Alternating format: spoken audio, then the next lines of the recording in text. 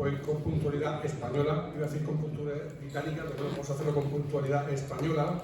Vamos a dar comienzo a la charla de esta tarde, que corresponde a mí presentar al autor. Buenas tardes a todos, en primer lugar bienvenidos al acto y quiero empezar agradeciendo a la Asociación Cartagena Siempre que haya organizado esta conferencia y que me haya pedido que sea yo quien presente al autor. ¿Por qué me han elegido a mí para presentar al autor? Bueno, tuve la ocasión de impartir aquí hace unos meses una conferencia sobre la fábrica de submarinos y también sucede que Diego y yo compartimos la pasión por la historia naval de nuestra ciudad, él desde el punto de vista militar, yo desde el punto de vista industrial, y la compartimos tanto que hasta hemos hecho un libro juntos. Hace unos meses publicamos Diego Quevedo, José Manuel Chacón y quien les habla, un libro hecho a 6 manos, la historia de la Grúa San John, un libro que además recibió uno de los premios de la Fundación Álvaro González. Pero no estamos aquí para hablar de mí, estamos para hablar del autor de la conferencia que nos ha traído a este recinto. Diego Quevedo Carmona es un cartagenero de 1954, nacido en el barrio de Santa Lucía, siempre mirando al mar. Ingresó en la Armada en 1972 y ahí comenzó una carrera militar en la que se retiró con el grado de alférez de navío. Estuvo embarcado en varias unidades de superficie, pero su gran dedicación y su gran pasión como marino ha sido el arma submarina, con 22.000 horas de inmersión en varios sumergibles durante muchísimos años. Pero además de esta carrera militar, Diego Quevedo Carmona destaca por ser un gran experto en la historia de nuestra Armada y de la historia naval de nuestra ciudad. El currículum es apabullante, no lo podemos desarrollar aquí en toda su extensión porque sería demasiado prolijo. Tiene ya 15 libros escritos e innumerables artículos publicados en revistas especializadas, tanto españolas como extranjeras. El Instituto de Historia y Cultura Naval de Madrid le concedió un diploma de honor por su contribución a la difusión de la cultura naval en diversos medios de comunicación. Posee un blog en el diario La Opinión que, bajo el título Historias con la mar de fondo, publica semanalmente historias relacionadas con la Armada Española. Ha impartido conferencias de todas estas materias por toda la geografía nacional y también en el extranjero. Diego Quevedo es, desde luego, una de las personas que más sabe sobre la historia de la Armada Española, pero indiscutiblemente es la persona que más sabe sobre la vida y la historia de Isaac Peral, el experto total en su biografía y prácticamente el albacea testamentario de nuestro inventor, porque es poseedor de toda una colección de memorabilia con todo tipo de objetos, recuerdos, imágenes y documentos atesorados durante años. Una colección que esperamos que pronto podamos disfrutar en la Casa Museo de Isaac Peral, un proyecto que avanza lentamente y en el que él está directamente involucrado.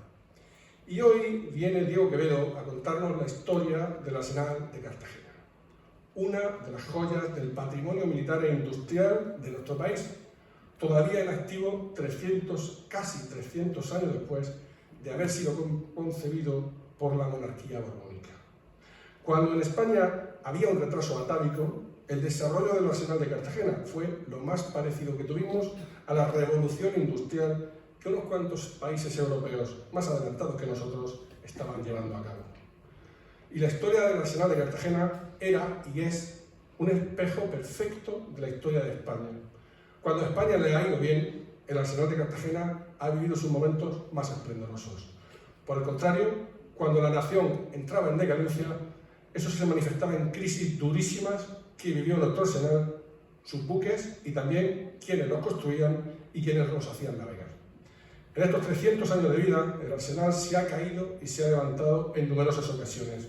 Y yo estoy seguro de que Diego Quevedo nos lo va a saber contar con tanto rigor como amenidad, pues nunca faltan unas gotas de humor en todas las conferencias suyas que yo he escuchado y seguro que hoy tampoco nos defraudan. Señoras y señores, con todos ustedes, la historia del Arsenal de Cartagena contada por Diego Quevedo Carmona.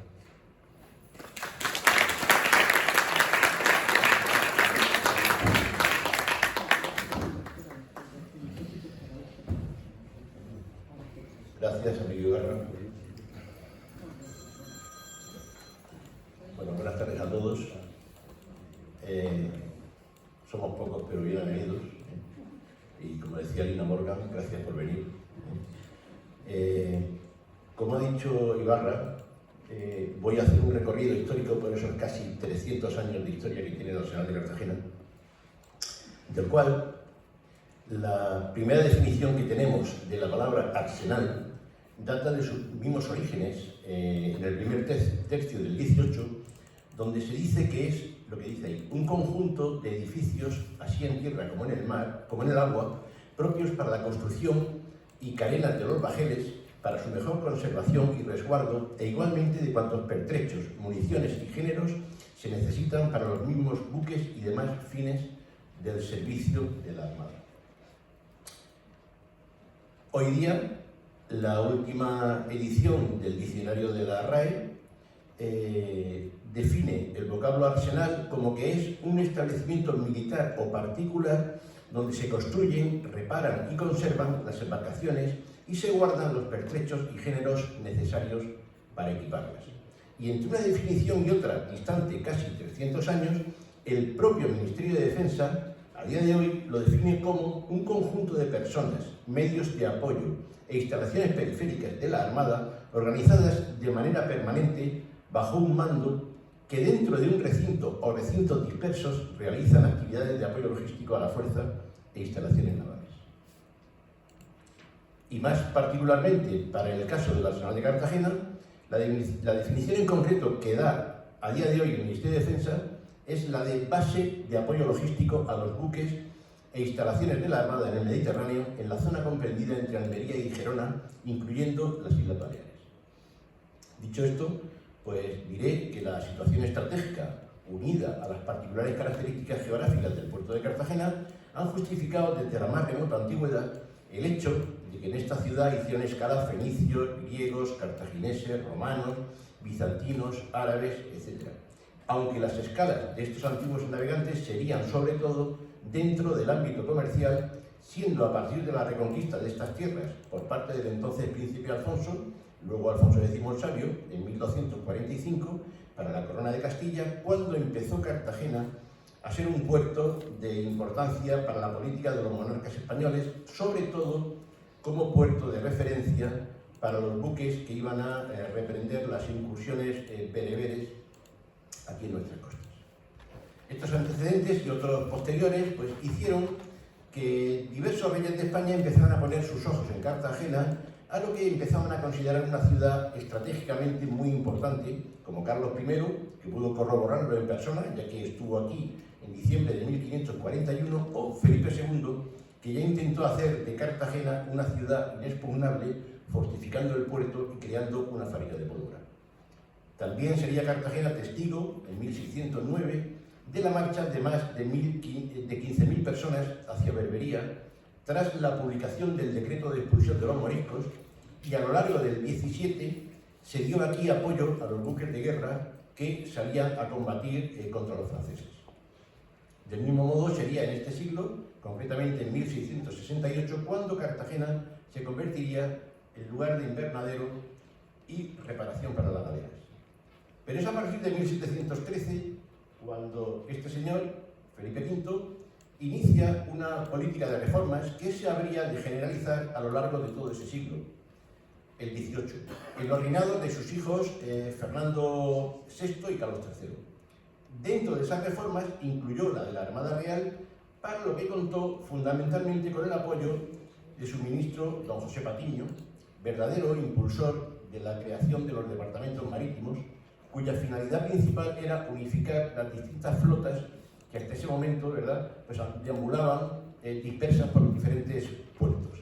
Así, a grosso modo, diremos que en aquellos años, en el Mediterráneo, había hasta 4 escuadras de galeras, aquí en lo que es la costa mediterránea española, en Nápoles, en Sicilia y en Génova.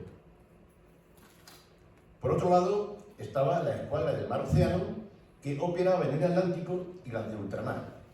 Todos los buques que componían esas flotas andaban, como digo, dispersos por la geografía española, y ese hecho de por sí pues, ya les hacía débiles, ¿no? Por lo que se pensó en la necesidad de construir los arsenales, establecimientos donde no solamente serían el lugar donde se construyeran los nuevos buques, sino también donde se pudieran reagrupar los ya existentes, reparándose y dotándose de todos los pertrechos necesarios. En consecuencia, como he comentado, iban a establecerse en España los departamentos marítimos, siendo la fecha de nacimiento del de Cartagena, llamado originalmente Departamento Marítimo de Levante, una Real Orden de fecha 5 de julio de 1728. Posteriormente sería el 20 de febrero de 1731, bajo el reinado de Felipe V, la fecha de arranque oficial de las obras de construcción del arsenal, obras que, dada su magnitud, no concluirían hasta 50 años después, febrero de 1782, reinando Su Majestad Rey Carlos III. Esta obra, con todo lo que supuso, pues como pueden ustedes imaginar, significó un tremendo esfuerzo, tanto científico como técnico y económico, suponiendo a su término ser el arsenal no solo el núcleo fundamental del recién creado departamento, sino el complejo industrial más importante de toda la cuenca mediterránea. En consecuencia, y por descontado, ese gran complejo que acababa de nacer iba, a partir de ese momento, a influir en el desarrollo de la ciudad y su puerto, no solo desde el punto de vista militar, por adquirir Cartagena la categoría de base de primer orden, sino, por supuesto, también en el ámbito laboral, económico, cultural y social. Para la construcción del recinto del arsenal se barajarían pues, varios proyectos, siendo finalmente aprobado el presentado por el ingeniero de Sebastián Ferengán, personaje que da nombre a una calle hoy día en Cartagena, el cual se rodea de excelentes colaboradores, entre los que sobresalieron personalmente, creo que por encima de todos, los también ingenieros militares Pedro Martín Cermeño, Francisco Llobet y Mateo Godoy, cuya firma, pueden verlo ahí, al pie de este plano general, junto a la fecha, 1 de enero de 1764. Por cierto, de Vodopich, al menos la lápida que en su día figuraba en sus restos, asunto creo que desconocido para muchos, se encuentran en la iglesia de la Caridad de Cartagena, como pueden ver. De todos modos, aunque aquí y ahora he citado a los más significativos, pues como pueden comprender, un establecimiento de semejante calibre, como es el Arsenal, pues precisó de más ingenieros, algunos menos conocidos para el público en general, como Alejandro de Rez, Antonio Montagu o Esteban de Panón, que si bien, como digo, estos apellidos no nos resultan muy familiares al oído, como los citados en primer lugar, pero también pusieron sus conocimientos al servicio de la Armada y, de hecho, la Armada los inmortalizó en un sencillo monolito que se levantó a la memoria de todos ellos en este arsenal a mediados de la década de los años 80 del pasado siglo, o sea, reciente, relativamente, concretamente en 1985, y en cuyos laterales figuran para siempre los nombres que acabo de citar. No puedo dejar de mencionar igualmente a los dos grandes marinos del llamado siglo de las luces, como fueron Jorge Juan y Antonio de Ulloa, personajes a los que, si bien el primero de ellos hay en alguno de nuestros arsenales, como este busto en el Arsenal de Cartagena, que este busto, creo que se ve bien ahí, si se dan cuenta, en la imagen de la derecha, ahí lleva un tiro en la nuca, ¿no? Porque cuando la guerra civil, en fin, todos los tristes sucesos que tuvieron lugar en Cartagena, pues este hombre que está aquí, que no se mete con nadie, pues algún pirado, dijo, bueno, pues aquí hubo mucho fusilamiento, pues tú también, ¡pum! Le pegaron un tiro en la nuca, y ahí está el hombre con ese que aunque ahora está, como digo, en uno de los jardines que hay junto a la residencia del almirante, originalmente ese busto coronaba, lo pueden ver ahí, lo he remarcado en rojo, coronaba una de las fuentes de agua potable para proporcionar la aguada de los buques y que existía en el muelle de Levante junto a la actual peluquería. Si conocen el Arsenal, pues más o menos al lado de la peluquería. Del mismo modo, en los jardines de capitanía, frente al Arsenal de Ferrol, pues también existe un homenaje a este gran marino del 18 en forma de estatua, en este caso de cuerpo entero. De Ulloa, sin embargo, no hay homenaje similar, lo que no deja de ser, en cierto modo, pues, bueno, una injusticia histórica, toda vez que ambos ilustres personajes, entre otras gestiones, viajan a Inglaterra y Francia para suministrar información de los arsenales de esos países, puesto que allí ya disponían de este tipo de instalaciones. Los inicios de la construcción debieron ser muy laboriosos por varias razones, sobre todo por la falta de medios y porque, según reza en una de las memorias conservadas, un manuscrito de la época, y cito textualmente: hubo que construir un arsenal donde antes no había nada.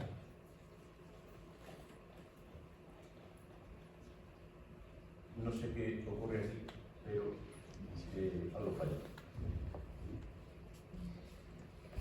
Esto está todo bien.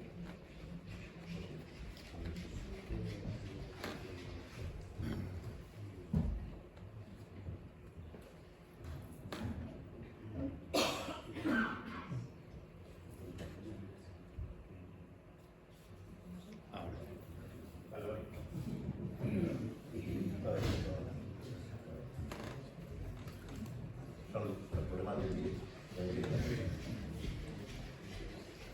Bueno, pues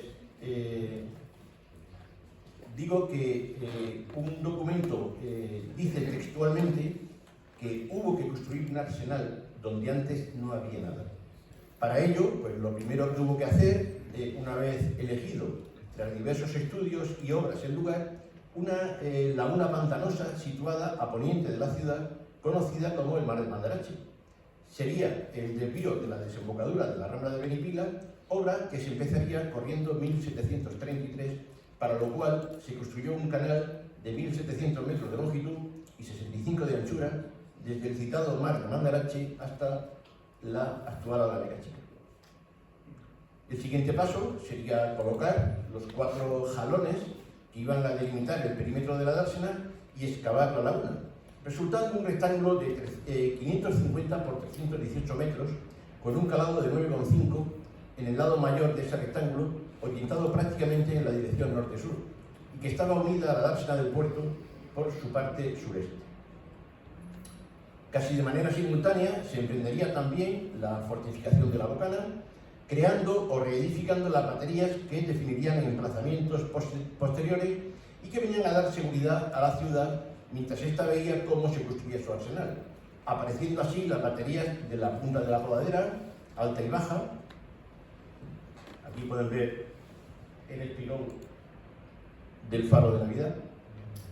Se construyó la batería, digo, también de la Navidad y el Espalmador, todas ellas al oeste de la ciudad, mientras al este se emplazarían San Leandro, San Isidoro, Santa Florentina, Santa Ana y Trincaotijas. Y al fondo de la dársena, bajo el castillo de la Concepción, se establecerían otras baterías, en las de San Carlos, San Nicolás y San Alejo. A continuación se empezaría la construcción de los muelles, lo que sucedería en torno a 1740, al que seguiría el resto del conjunto, esto es, almacenes para la madera y aparejos, talleres de arboladura, fraguas para la fundición de objetos de hierro, tales como anclas y herrajes en general, talleres artesanos para tallar los mascarones y los diferentes elementos ornamentales que se usaban entonces. Esto que ven aquí es el mascarón del Juan Sebastián Elcano, y yo encontré una documentación muy curiosa en el archivo naval, donde hace referencia, parece ser, que los actuales artesanos que hacen en Valencia los ninots, estos que queman en las fallas, pues esa gente descienden, parece ser, de los que venían aquí en el siglo XVIII a tallar los mascarones. Parece ser que esto es, bueno, los de ahora son, digamos, herederos de aquella tradición de los primeros que venían a tallar, como digo, estos mascarones. Igualmente, pues irían tomando forma lo que sería la fábrica de jarcias, la sala de gálibos, los cuarteles, 3 gradas y 2 diques secos, etc., configurando todo ello lo que se dio en llamar servicios imprescindibles para atender las múltiples y variadas necesidades que demandaban los buques de la Armada. Instalaciones que quedarían protegidas por una muralla de 18 pies de altura y que servía de línea fronteriza con la ciudad, línea que actualmente es, pues, la calle Real. En 1743, cuando las obras ya estaban en marcha, el Marqués de la Ensenada sería nombrado secretario de Marina, personaje que daría un nuevo impulso al desarrollo del poder marítimo y que en una de sus exposiciones al rey textualmente le dice lo siguiente: Señor, permítame recordarle que sin Marina no puede ser respetada la monarquía española, de modo que propongo la construcción de 6 navíos anuales en Ferrol e igual número en Cádiz y en Cartagena, y 3 en La Habana. y sobre la construcción de los arsenales le expone al rey que, y vuelvo a citar textualmente, no dudando los inteligentes que los arsenales serán perfectos porque se ha copiado lo mejor de Europa y excluido lo malo. Aunque las obras de construcción del arsenal no concluyen oficialmente hasta enero de 1782, muchos de sus servicios empiezan a funcionar paulatinamente bastante antes de esa fecha. Por ejemplo, las gradas, pues en el mes de abril de 1750 ya tienen lugar las primeras botaduras correspondiendo tal honor a los jabeques Cazador y Galgo. Y por cierto, el jabeque Cazador, este que ven aquí, se encuentra comercializado por una conocida casa de maquetas navales. Igualmente ocurre con la pareja de diques secos que van a entrar en servicio también mucho antes de darse por concluidas las obras del conjunto del arsenal. Estos eran de dos tamaños, uno llamado para bajeles de mayor porte, que era el de más a levante, y otro más pequeño o dique para bajeles de menor porte, que era el de más a poniente. Estos diques, verdadera obra de ingeniería para la época, fueron diseñados por el gran marino alicantino don Jorge Juan y Santa Cilia, y vinieron a significar el ser los primeros diques del Mediterráneo, algo que los ingleses, por cierto, pues decían que eso era imposible de hacer en esta zona, dado que las mareas aquí son prácticamente inapreciables con respecto a las pleamares y bajamares que, como saben, ocurren en el Atlántico. La inauguración del primero de estos diques tendría lugar en 1759 con la varada del navío América, terminándose el otro al año siguiente. Y en noviembre de ese mismo año, el navío Septentrión, que había nacido en las gradas anexas unos años antes. Pues este barco pasa a la historia por ser el primer buque carenado en España. El hecho de poder dejar los buques en seco fue de vital importancia, toda vez que permitía carenar los cascos en su obra viva de manera periódica, con lo cual se alargaba de manera considerable la vida activa de los mismos, llegando en algunos casos a multiplicarse incluso por 3. Es decir, si un barco que no hubiese entrado en combate y no tuviera, por tanto, pues, daños significativos y cuya vida media era de unos 10 años, pues al poderse recorrer, calafatear de manera cómoda, pues rápida y eficaz, llegaban a durar a partir de ese momento hasta 30 años. Con lo cual, pues creo que está todo dicho a favor del adelanto que supuso, ¿no?, la construcción de los diques. Lo que en consecuencia permite afirmar, sin lugar a dudas, que la entrada en servicio a mediados del 18 de los diques secos fue lo más significativo de todo el conjunto de servicios que comenzaba a ofrecer el arsenal, que ya empezaba en esa fecha a tener una actividad importante y que además iría paulatinamente en aumento los años siguientes, a pesar de que las obras, en términos generales, no se dieron por terminadas, como ya he comentado, hasta enero de 1782, ya bajo el reinado de Carlos III.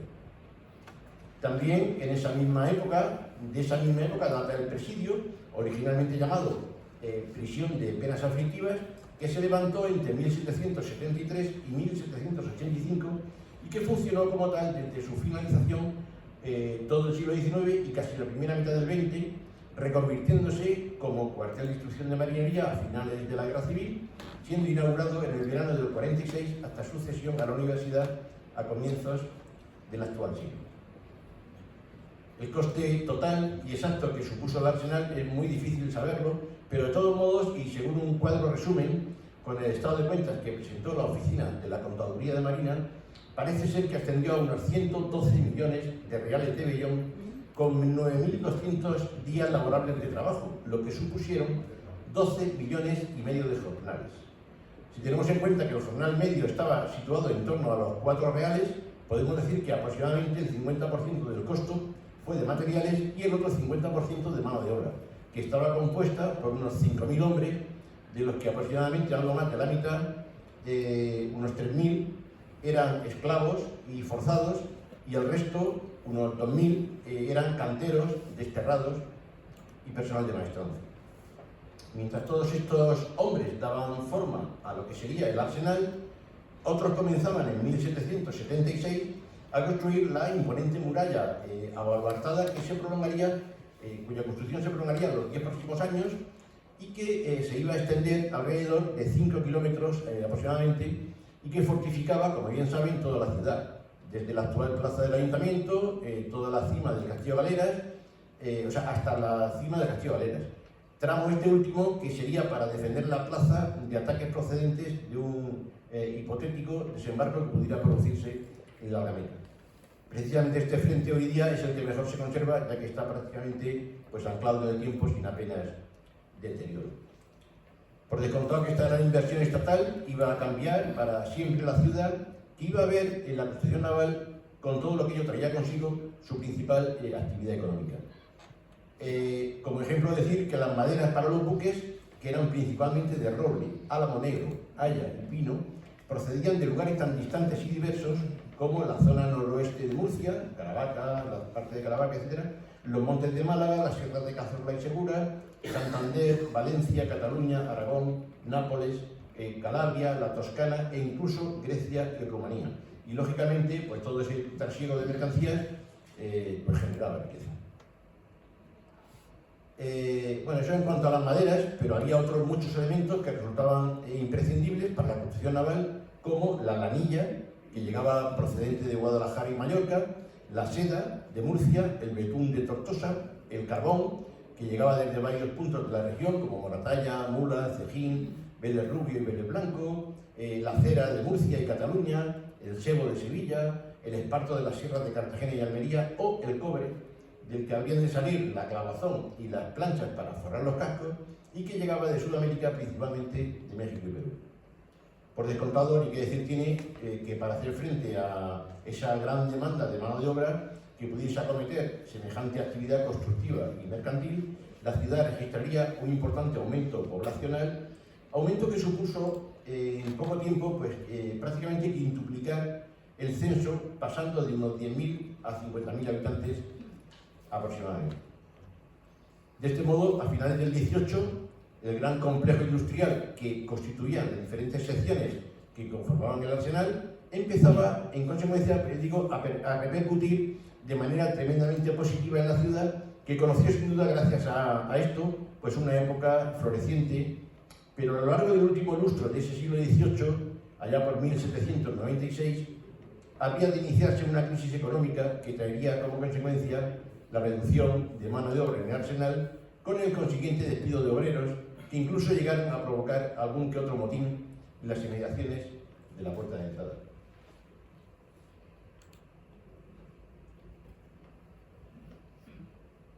Por si fuera poco, a comienzos del 19, España se alía con Francia para declarar la guerra a la poderosa Inglaterra, enfrentamiento naval que termina, como saben todos ustedes, con el descalabro sufrido por la flota hispano-francesa en aguas de Gibraltar en octubre de 1805. Esta derrota acrecienta aún más la crisis, disminuyendo en consecuencia las asignaciones presupuestarias para el arsenal y que suponen la paulatina disminución de la actividad en general. Si antes hablábamos de que la creciente actividad que presentaba el arsenal se reflejaba en un florecer de la ciudad, ahora, por la misma regla de tres, esta nueva situación de recortes y tal, repercute gravemente en Cartagena, quizás más que en otras ciudades, porque aquí se dependía en gran medida del astillero y todo lo que rotaba en torno al mismo influía de manera extremadamente determinante, tanto en un sentido como en otro. Así, la crisis iniciada a principios del 19, que iba a traer como consecuencia el declive económico, por si fuese poco, al perro flaco siempre han dicho que todos son pulgas, se vería acrecentada por la epidemia de cólera que soportó la ciudad en 1804, la cual iba a traer además el declive social.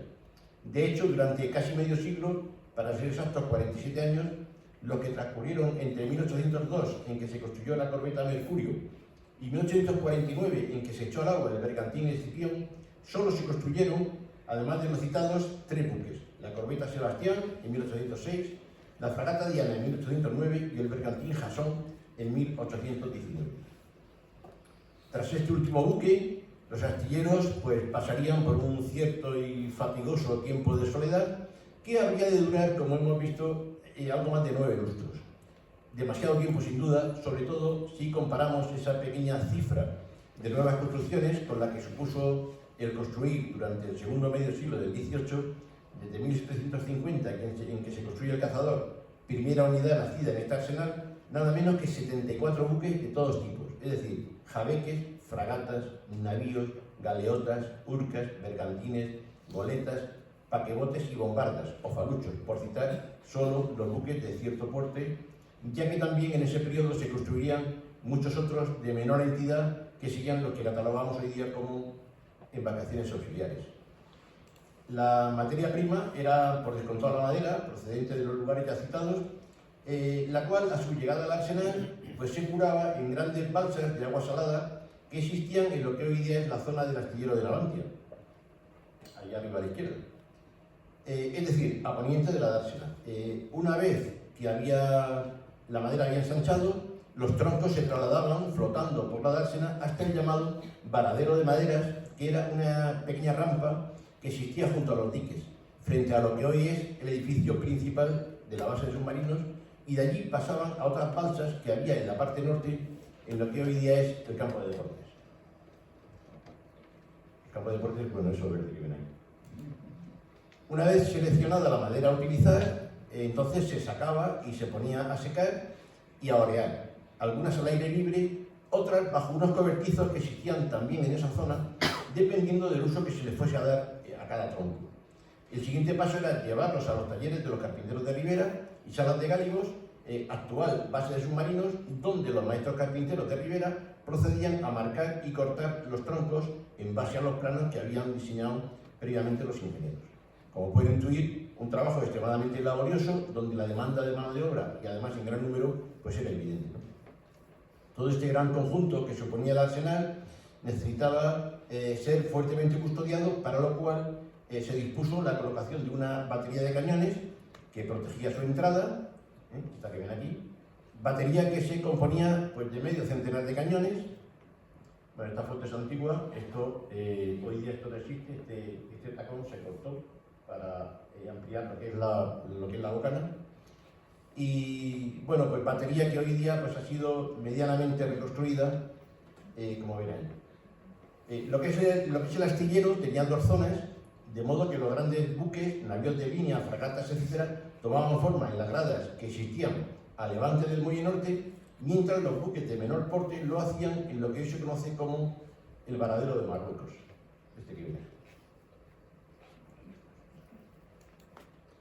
Andando en el tiempo, nos situamos ahora justo a mediados del 19, concretamente en 1850, en que comienza lo que se va a denominar periodo isabelino, cuya época floreciente, una época sin duda floreciente, porque va a traer un nuevo repunte del arsenal por la prioridad que se le da al poder naval, potenciándose en consecuencia todos los arsenales, y por lo que respecta al de Cartagena, se acometen importantes obras de reforma. Hay que tener en cuenta que para esos años el arsenal ya tenía 100 años de vida, ¿no? Obras que van a durar unos 17 años aproximadamente y que van a suponer el inicio de lo que podríamos considerar la segunda etapa del conjunto del arsenal. Es en este periodo, por ejemplo, cuando se le añade a la puerta principal, por cierto, la única que queda en pie en toda la ciudad, de las diferentes puertas majestuosas que se levantaron en Cartagena, a partir sobre todo de mediados del 18, pues se le añadió, la torre del reloj, que lo fue en el año 1865, reloj que digamos que es primo hermano del de la Puerta del Sol de Madrid, y que tiene, por cierto, una interesante historia, casi tanto como para merecer una charla monográfica, solamente sobre el reloj.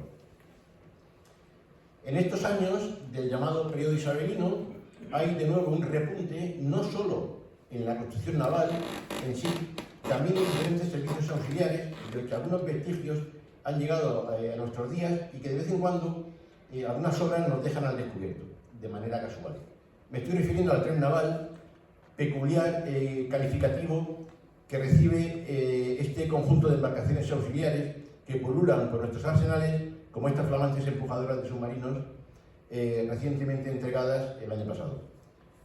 Bueno, hasta ahí es algo conocido por todos, lo del calificativo del tren naval. Lo que probablemente no lo sea tanto es el origen de ese calificativo, el cual queda patente en esta antigua postal del 19, pues es en este periodo isabelino de esplendor cuando se dota al arsenal de una red de vías de ferrocarril que va a correr por el cantil de los muelles y por las que va a circular un pequeño tren similar a los utilizados en la minería para llevar pertrechos varios a los buques desde los diferentes almacenes y cuyas vías han prestado servicio hasta bien entrado el siglo XX, como se puede ver en esta imagen de los años 40. Como digo, de este singular trazado de línea férrea de vía estrecha que abrazaba los cantiles de los muelles no queda ningún vestigio en nuestro arsenal, a excepción de algún trozo de raíz que aún a día de hoy, de manera esporádica, aparece cuando se abre alguna zanja como esta. En la zona donde habitualmente atracan, esta foto, bueno, ahí se ve un trozo del Hesperides, en la zona donde habitualmente atracan las lanchas del Servicio de Vigilancia Aduanera. Esta imagen es reciente, de octubre del año pasado, y cuya aparición, pues como digo, suele sorprender a los operarios que desconocen su existencia, mientras que en el arsenal ferrolano, en su momento, tuvieron la feliz idea de preservar para el soplete una de esas pequeñas locomotoras que conservan, la ven ahí, como ornato de jardines dentro del propio recinto del arsenal, medida que a mi entender fue muy acertada porque no deja de ser un elemento que en su día supuso pues, un toque de modernidad al arsenal. Volviendo a la construcción de buques, no se llegaría a alcanzar las importantes cifras de nuevas unidades que se habían dado en aquella primera etapa, pues se construyeron aproximadamente unos 25 barcos solamente en los 39 años que van desde entre 1850 y 1889. Y digo solamente, pues aún siendo una cifra realmente importante, supone la tercera parte respecto de los construidos en el mismo periodo de tiempo de lo que hemos considerado la primera etapa, que fue sin lugar a dudas la más floreciente. En estas fechas, de nuevo, otro vuelco a la actividad naval con la llegada de la Revolución Industrial del 19, en la que el vapor comienza a sustituir a la vela en la propulsión y el metal a la madera en la elaboración de los cascos, aunque va a haber una acusada ralentización debido a la Guerra Cantonal de 1873, que supondrá además la pérdida de varias unidades basadas aquí, como la de la fragata Tetuán, que la vamos a ver en la siguiente diapositiva. Bueno, aquí supongo que lo reconocen, esto es la base de submarinos, la actual base de submarinos, con dos barcos en las gradas, un navío ahí atracado babor al muelle, con la machina en el muelle delante del arsenal. La fragata Tetuán es esta que ven ahí al fondo, que como digo fue hundida durante la Guerra Cantonal, guerra en la que a día de hoy, aunque mucha gente no lo sepa, aún quedan vestigios, como esa placa en uno de los edificios del arsenal que señala el lugar donde sigue habiendo a día de hoy un proyectil empotrado. Tras el lapsus que ha supuesto el citado conflicto cantonal, de nuevo comienza lo que se considera otra nueva etapa derivada de la anteriormente citada Revolución Industrial, que va a proporcionar cambios importantes, toda vez que también hace su aparición la electricidad, y esto va a traer por nuevos retos, como es la construcción de un nuevo dique seco de grandes dimensiones al que se le dota de una eficaz estación de bombeo movida precisamente por electricidad, haciendo también, como ven ahí, su aparición los diques flotantes, otro gran artilugio que va a permitir el poner los barcos en seco en un tiempo pues verdaderamente récord, ¿no? Es decir, de nuevo se remodela el arsenal readaptándolo a los nuevos tiempos y a las nuevas tecnologías derivadas de los avances del momento, naciendo un nuevo astillero en la parte de poniente del recinto, que es cedido a principios del siglo XX a la entonces denominada Sociedad Española de Construcción Naval, para que explote sus recursos y que tras el paso de los años pues ha tenido diversas denominaciones, como saben: Consejo Ordenador de Construcciones Navales, Empresa Nacional Bazán, o IZAR, hasta llegar pues a la actual Navantia, ¿no? Del mismo modo que nace este nuevo astillero, que pronto comenzará a tener una gran actividad industrial, sobre todo a partir de 1909, con motivo de la aprobación de la llamada Ley Maura Ferrandiz y posteriores, como la Ley Miranda, que contempla la construcción de un buen número de buques. Se muere, digamos, el que había desde mediados del 18 junto a los diques de Jorge Juan, quedando a partir de esos años el gran edificio que hay junto a las gradas y que era conocido como la Sala de Gáligos, en estado prácticamente de abandono. En aquella época, comienzos del siglo XX, pues varios países europeos como Italia, Francia, Inglaterra o Alemania, y por supuesto Estados Unidos, pues ya disponen de submarinos, buques de los que aún no posee en aquellos años ninguna unidad la Armada Española, a pesar de la insistencia de los almirantes que consideran que debemos tener submarinos, ya que es un arma pues tan mortífera como novedosa, hasta que tiene lugar un hecho puntual, que es la que recuerda esa postal. El 22 de septiembre de 1914, junto al puerto holandés de Hout van Holland, a solo 15 millas náuticas de costa, a plena luz del día y en el corto intervalo de 15 minutos, este joven oficial, comandante del submarino alemán U-9, Otto Wedingen, torpedea y hunde a 3 buques británicos que componían la 7ª escuadra de cruceros de la Hound Fleet, el Ogre, el Abukir y el Crescent, que se encontraban vigilando el tráfico marítimo en los accesos del Canal de la Mancha. El hundimiento de estos 3 cruceros, cuyo valor material ascendía a 3 millones de libras esterlinas y que sumaban 36.000 toneladas de desplazamiento, supone además la pérdida de 1.260 hombres. Fue la primera gran acción naval de todas las que se habrían de desarrollar durante la Primera Guerra Mundial, y he querido citarla aquí y ahora precisamente porque ese fue el detonante que utilizó la Armada para convencer al gobierno de que España debería tener submarinos, e hizo en consecuencia convencer a los dirigentes políticos de que así debería ser. Tanto es así que solo 5 meses después, el 17 de febrero de 1915, Su Majestad el Rey Alfonso XIII, a mí esta foto me gusta mucho porque si se dan cuenta, este es el despacho del rey, como veis, y aquí hay un cuadro con una foto del acorazado Alfonso XIII, que presidía el despacho de Su Majestad el Rey. Bueno, pues el rey, como digo, en la fecha 17 de febrero de 1915, firma el decreto de creación del arma submarina. Cuando esto ocurre, se barajan varias opciones para darle cobijo a la recién creada arma, y se decide que el Arsenal de Cartagena es el sitio ideal por varias razones, entre otras porque es un puerto natural, bien protegido, pero sobre todo porque el Arsenal dispone de un gran edificio, la antigua sala de gáligos, que está en desuso desde que la construcción de buques se cambió a la zona que hoy ocupa Navantia, y que además dispone de los antiguos diques de Jorge Juan, que se pueden habilitar como muelles de atraque para los sumergibles. De modo, pues, bueno, que se readapta ese edificio que viene ahí al fondo, de planta baja y piso, a las necesidades de la nueva arma, montándose los talleres para mantenimiento de los submarinos en la planta baja y las oficinas, despachos, etcétera, en la planta alta, quedando establecida de este modo la sede del arma submarina española internacional de Cartagena, algo que, como saben, pues perdura a día de hoy. Luego, pues bueno, llega el triste periodo de la Guerra Civil, en el que, como saben, pues Cartagena permanece leal al gobierno de la República durante toda la contienda.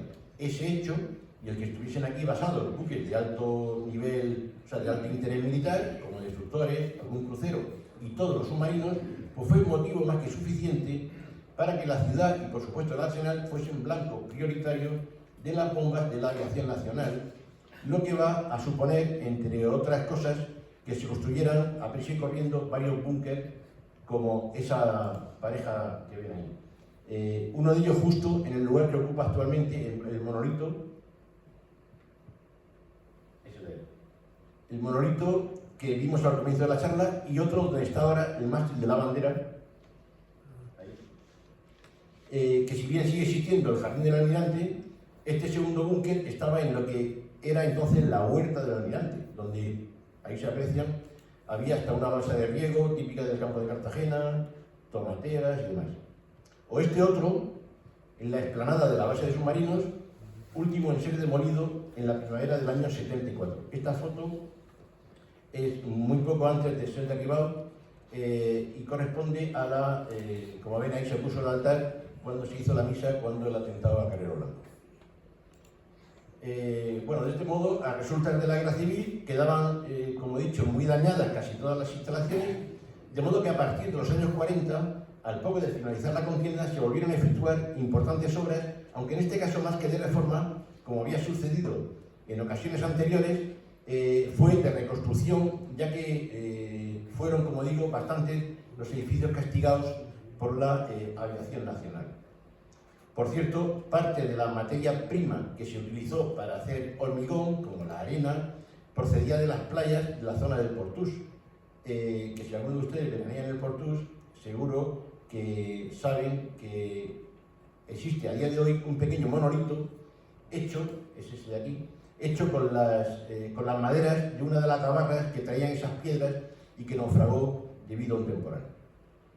En consecuencia, pues en este periodo de posguerra comienza un nuevo florecer del arsenal que ve aumentar de nuevo la construcción de buques de superficie, pero sobre todo de submarinos, siendo el de Cartagena, por cierto, el único astillero de España capacitado, como creo que saben todos, para construir este tipo de buques. Esto, como digo, trae un nuevo florecer de la industria naval que va a repercutir sin duda en la ciudad de Cartagena, ciudad que de nuevo repunta, entre otras razones porque lo hace el arsenal, que vuelve a estar vivo con la presencia de buques que continuamente entran y salen. También por estos años se terminó de desmontar algunos objetos que aún perduraban desde el 18, como por ejemplo las machinas, esos tremendos artilugios que había a pie de muelle y gracias a los cuales se podían aparejar los navíos, y de los que a día de hoy solo quedan algunos vestigios como los tinteros en los que iban metidos las patas del trípode y que son visibles aún, como digo, en la zona del muelle de Levante, o algunos de estos aparejos de grandes proporciones. Este concretamente, ahí no se aprecia, pero tiene más de 1 metro de altura. Que como digo han logrado sobrevivir al paso del tiempo y que aún hoy pues siguen conservados. Se desmontaron también algunas cosas inexplicablemente para mí, pues las 2 placas de mármol que coronaban las 2 puertas laterales del arsenal, al hacerse estas del mismo tamaño, es decir, la puerta central, como veis, tenía esta altura y las 2 laterales eran más pequeñas, y las 2 puertas laterales estaban coronadas por 2 placas de mármol, cuyos textos eran esos. Reinando su majestad católica tal, mandóse construir este arsenal, no sé qué. O sea, esas 2 placas, como digo, que son esas 2, pues, bueno, desaparecieron inexplicablemente. Hoy día posiblemente no hubieran desaparecido.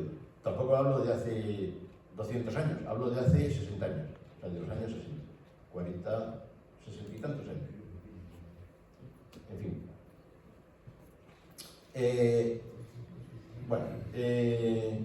Como digo, a consecuencia cuando se remodelan las puertas del arsenal y desaparecen estas placas, se remodelan también los muelles de atraque de los submarinos, pero se siguieron respetando los diques de Jorge Juan, diques que fueron finalmente demolidos, no exentos de polémica, por cierto, a comienzos del presente siglo XXI. A pesar de ello, aún se conservan elementos originales del XVIII, como esta puerta del llamado Almacén General. Incluso hace pocos años, unas obras descubrieron esto, la sala de grima, original también del XVIII y que ha sido respetada. Como ven, el suelo es original, encima se le ha puesto una eso de metacrilato para poder pisarse, y además el arquitecto que hizo la obra tuvo el detalle para mí precioso de las ventanas, hacerlas con esta forma ovalada que simula las caretas de los que practican esgrima, ¿no? Y la reja es también así, vamos, parece como digo, la careta que se pone en los que hacen esgrima. En resumen, y bueno, casi para terminar, pues decirles que el arsenal de Cartagena, tan íntimamente ligado, no solo ligado, sino materialmente pegado a la ciudad, realmente pues no ha parado de evolucionar, algo que ha hecho de manera casi constante para estar siempre acorde con los tiempos, y que a día de hoy, y siempre dentro de la modestia de los presupuestos que maneja el Ministerio de Defensa, pues procura hacer los debidos mantenimientos que solicitan los comandantes de los buques, para lo cual solo les voy a poner un par de ejemplos. Esta, del desmontaje de un cañón de proa de una corbeta de clase descubierta, o esta otra, que es el laborioso rascado, miniado y pintado de las cadenas de las anclas del buque de investigación oceanográfica Hespérides. Imagen que, por cierto, tiene, como van a ver, una gran similitud con esta otra, a pesar de que entre esta y esta hay casi siglo y medio de diferencia, 150 años. Y como digo, aunque a la vista de ambas se podía aplicar la letra de la canción de Julio Iglesias cuando decía aquello de que la vida es igual, no dejan de ser solo un par de ejemplos del quehacer diario del personal del Arsenal, que no es otro que el de seguir apoyando a los buques de la Armada en cada trabajo que estos precisan y que a fin de cuentas es su cometido más importante, lo que se conoce como apoyo a la fuerza, y que les aseguro que a día de hoy se realiza con la misma ilusión de querer hacerlo bien, como ya se hacía desde el mismo momento en que el Arsenal de Cartagena pues, fue concebido como tal hace casi 3 siglos. Gracias.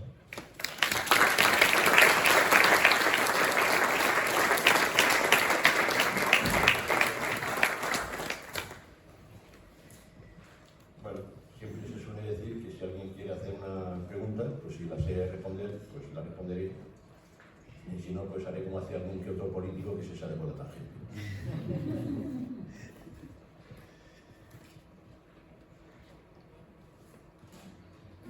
Diego, ¿estás seguro que las placas de mármol de encima de las puertas que yo fui testigo de esos accesos al reloj, que era mi trabajo, desde el año 58, y yo no las recuerdo, y yo tengo muchas memorias?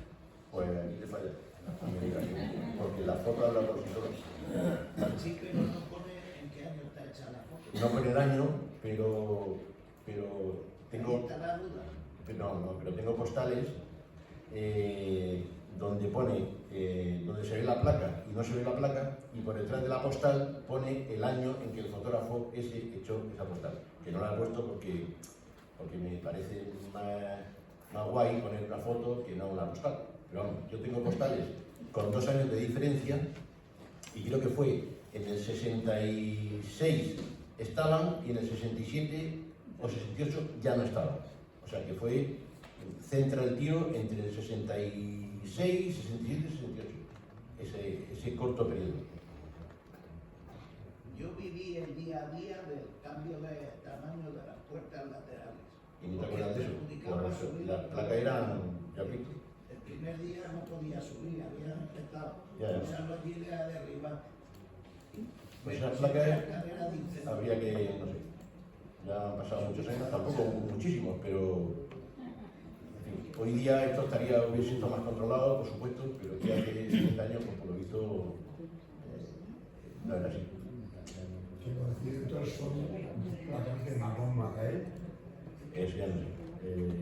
Si es más Macael o es de otro sitio, no lo sé. Pero vamos, que eran placas de mármol que...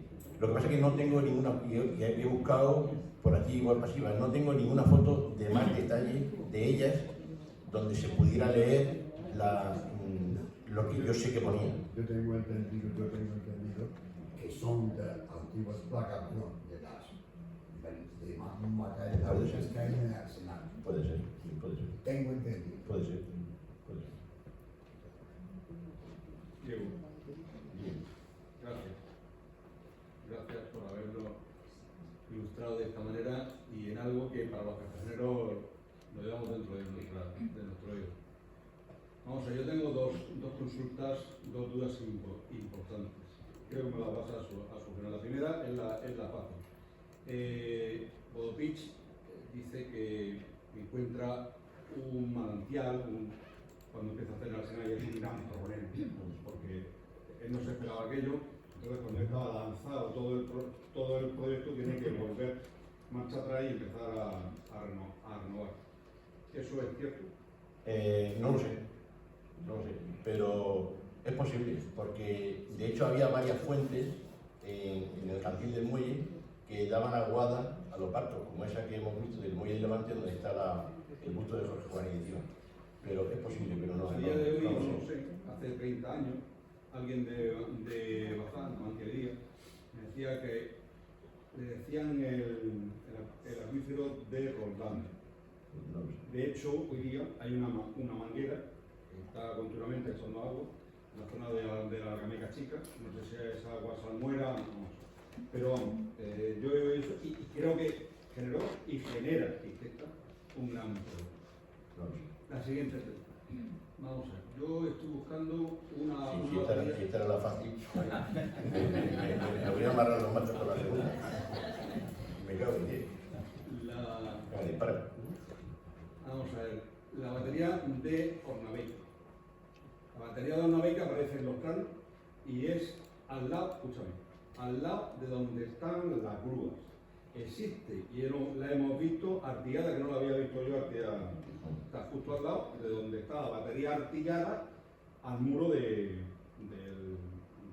la cárcel.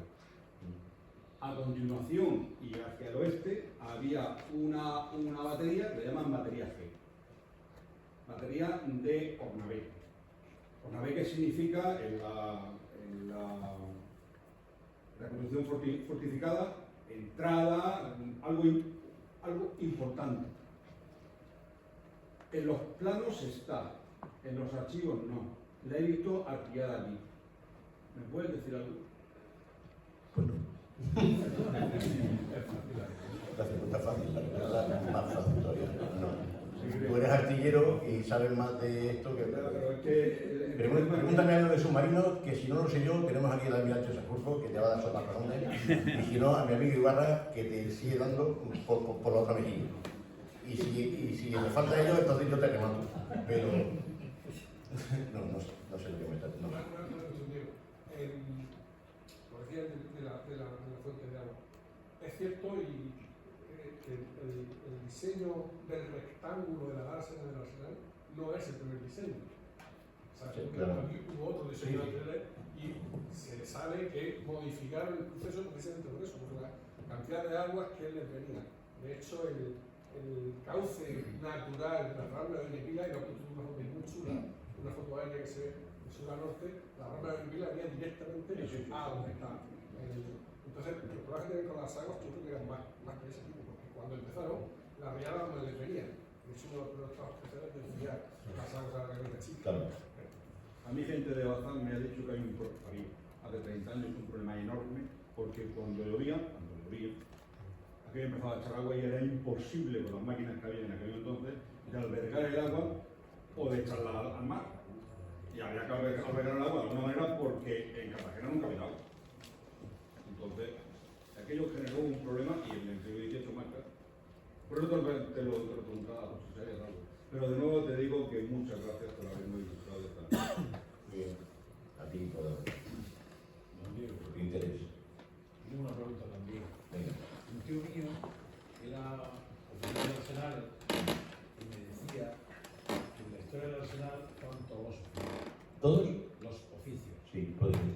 Que no se necesitaba ni compras extranjeras ni nada. De hecho, cuando se aprobó la construcción del submarino Esperán, decía el decreto que se construirá con materiales españoles.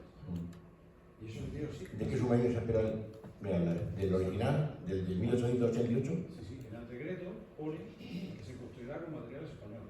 Pues el que firmó eso no sabía muchas cosas. Claro, es una cosa. Porque el submarino Peral, el pobre Isaac se pegó un garbeo por media Europa para comprar la óptica en Bélgica, los aceros en Inglaterra, los torpedos en Alemania, las baterías en Francia. O sea, se pegó un garbeo por media Europa porque aquí, en el último tercio del 19, no había nada. Era una trampa. O sea, que dijo eso, no sabía lo que decía, ya te lo digo. Está escrito en el Bueno. Pero lo digo porque eso traía mucha riqueza, no solamente para las personas de la Armada, sino también para todos esos oficios, Claro. que luego, durante años, mucha gente de la Bazán pues, se ha ido a las empresas de maquinaria de Murcia, a las empresas que hacían equipos industriales, etcétera, etcétera. Pero en algún momento eso ha dejado de ser así y actualmente en ese 81, por ejemplo, hay una gran cantidad, una gran parte que no es hecho de esa forma, sino que son compras, etcétera, ¿no? Entonces había hasta incluso electrónica, electricidad, maquinaria, todo eso. ¿Eso ha sido así tradicionalmente? En el Arsenal de Cartagena lo que sí te puedo decir es que ahí, en la época de esplendor, ahí se llegaban a trabajar, no sé, del orden de 4 o 5 mil personas, y había de todo, absolutamente de todo. O sea, era, por decirlo de alguna manera, una pequeña ciudad anexa a la gran ciudad que ya era Cartagena, ¿sabes? Entonces, pues sí, había de todos los oficios. No te puedo decir otra cosa. Incluido el diseño de los cañones, Claro, claro. toda la ingeniería que hay detrás. Claro. Yo quería hacer una pregunta. Dime. Hemos hablado del pasado de la Arsenal de Cartagena, excepto la perspectiva de futuro de la arma submarina. ¿Cuál ve el futuro de la Arsenal de Cartagena? Hombre, pues el arma submarina, como creo que saben todos, los nuevos submarinos van a ser 4 unidades. El primero ya está navegando, está con una misión de OTAN ahora mismo. El segundo se va a echar al agua la semana que viene o por ahí. Y luego quedan el tercero y el cuarto. Sí, pero excepto el arma submarina, el resto de la Arsenal, la evolución de... Hombre, el Arsenal de momento se está construyendo los submarinos, pero en su día se construyeron las corbetas nuestras, las corbetas para Portugal, una corbeta para Marruecos, un submarino para Chile, otro para Malasia, o sea, mercantes muchísimos. O sea, la construcción naval aquí siempre ahora está centrada, digamos, en los submarinos, pero aquí la construcción naval no ha parado en ningún momento desde que el Arsenal es Arsenal. Llámese construcción en el Arsenal o en Navantia o en Bazán o llámalo como quieras, pero en todo lo que es el recinto, la construcción de barcos ha sido una constante. Ahora mismo está centrada la fabricación de los submarinos, pero que yo sepa no hay nada más en curso, pero que pasa mañana pues sí se hacen más cosas. Y el mantenimiento de los yates. Bueno, los yates de los árabes, que eso deja mucho dinero. Pero vamos, lo que es construcción, ahora mismo submarino.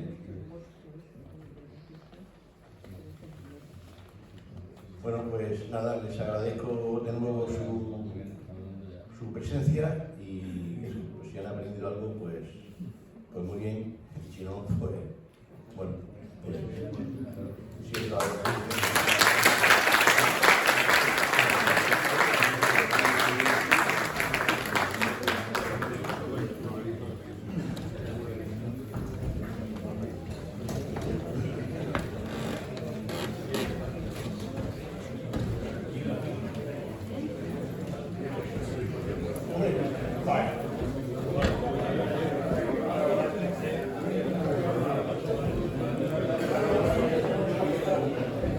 Vengo a saludarte, Gonzalo.